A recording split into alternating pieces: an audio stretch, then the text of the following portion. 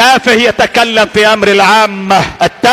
التافه معاشر المسلمين هو الذي يتكلم. اين العلماء؟ اذا تكلم عالم نزل وادخل في وسائل التواصل الاجتماعي واذكر عالم من العلماء وشوف التعليقات، بس واذكر لهم ساق وشوف التعليقات. احسن واحد ولا مثلك واحد، رجل شجاع جريء ولا مثلك، احسن كلام، وهات من تعليقات تتعجب. اطرح لهم كاسية عارية، احسن بنت، ولو دخلت وتقول لهم لا يجوز ربما يعلقون عليك. وش عليك تتدخل في حريات الناس؟ ما عليك، اتق الله. ليش تدخل في نيات الناس؟ هذا ما يجوز. شددت على الناس، عصبته. تبحث عن هذا الرجل الذي يقول الكلام هذا، من اين هو؟ تربى في تل ابيب؟ لا، تربى في اسرة طيبة. لا يمكن يسمح لابنته تظهر على شاشات التلفزة بهذه الصورة النتنة. فمن اين دخلت عليه الافكار؟ اعداء الاسلام يشتغلون لهم سنوات حتى اصبح الرجل يمشي كأنه من قبيلة عريقة، ورجل ذا قيم واخلاق، وحينما يتكلم تجده من السفهاء والعياذ بالله. تبارك وتعالى اني اهاب الرجل حتى يتكلم.